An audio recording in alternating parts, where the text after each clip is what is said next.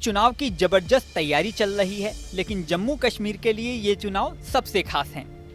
धारा 370 हटने के बाद पहली बार जम्मू कश्मीर में चुनाव हो रहे हैं।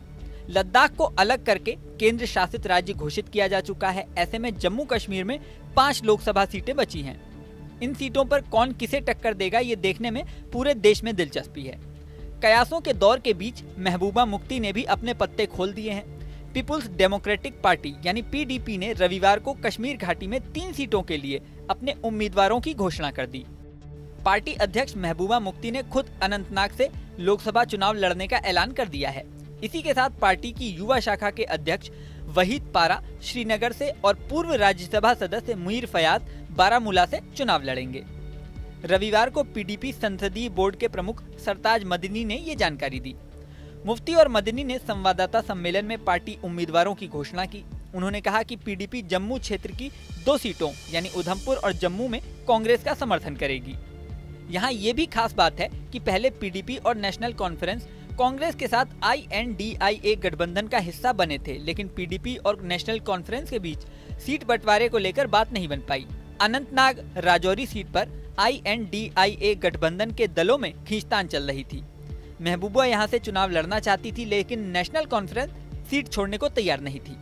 1 अप्रैल को नेशनल कॉन्फ्रेंस के उमर अब्दुल्ला ने धार्मिक नेता मियां अल्ताफ अहमद लारवी को अनंतनाग राजौरी सीट से प्रत्याशी घोषित कर दिया।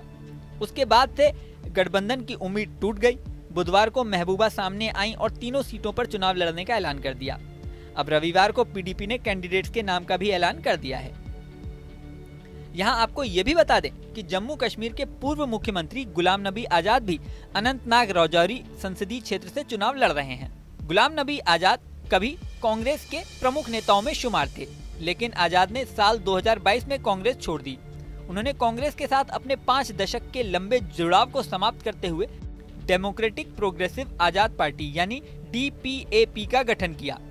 DPAP के नेता ताज मोहम्मदुद्दीन ने कहा कि DPAP की कोर कमेटी की बैठक हुई है और हमने फैसला किया है कि गुलाम नबी आजाद अनंतनाग राजौरी सीट से चुनाव लड़ेंगे। इससे पहले आजाद ने साल 2014 के लोकसभा चुनाव में उधमपुर संसदीय क्षेत्र से चुनाव लड़ा था और भारतीय जनता पार्टी के नेता जितेंद्र सिंह को हराया था। अल्ताफ बुखारी की अपनी पार्टी के साथ गठबंधन की संभावना पर मोइनुद्दीन ने कहा कि इस मुद्दे पर फिलहाल कोई प्रगति नहीं हुई है। बता दें कि जम्मू कश्मीर में 5 चरणों में लोकसभा चुनाव होंगे। 19 अप्रैल को पहले चरण में उधमपुर लोकसभा सीट पर मतदान होगा।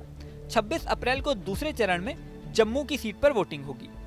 तीसरे चरण यानी 7 मई को अनंतनाग की सीट पर वोटिंग होनी है। 13 मई को चौथे चरण में श्रीनगर में वोटिंग होगी।